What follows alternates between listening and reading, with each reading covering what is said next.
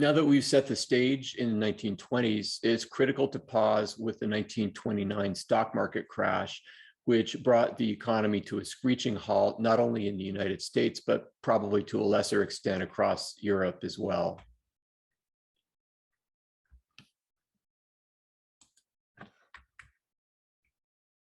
People, businesses, and cities were deeply in debt by this time, thinking that the boom would never stop. When they stopped paying their mortgages, their loans, their bonds, the whole financial system seized up. The true causes of the Great Depression are complex, and even now they're hotly debated.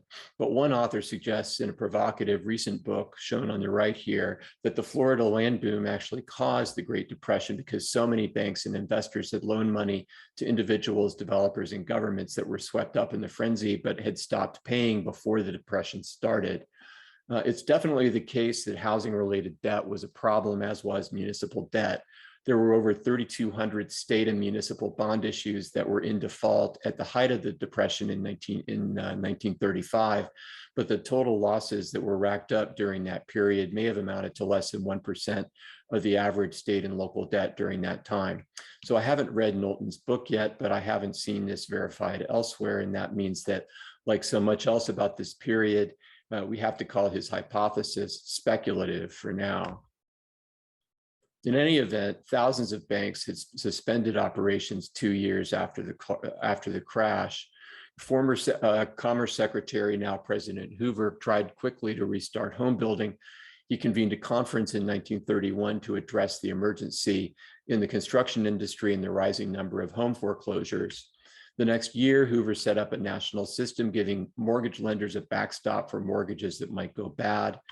But nothing Hoover did was enough to keep him from losing the 1932 election, which swept Franklin Delano Roosevelt and reform-oriented Democrats into the presidency and Congress.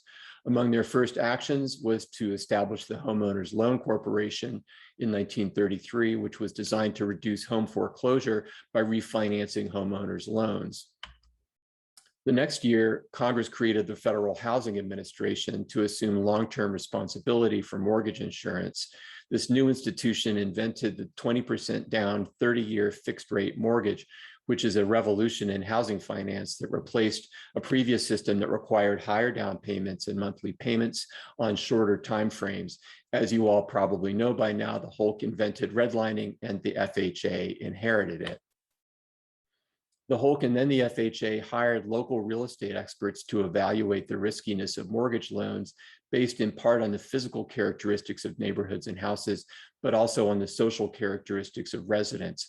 Inharmonious racial groups included especially Black people, but also immigrants, especially those from Eastern and Southern Europe. Ultimately, over 200 official redlining maps were prepared, but these appraisal practices and judgments became widespread throughout the United States, affecting neighborhoods pretty much everywhere until the 1970s, at least, when the Community Reinvestment Act passed and required banks to begin loaning in low-income neighborhoods in the areas they served. Next up, Professor Reese will connect redlining with another destructive use of zoning called expulsive zoning.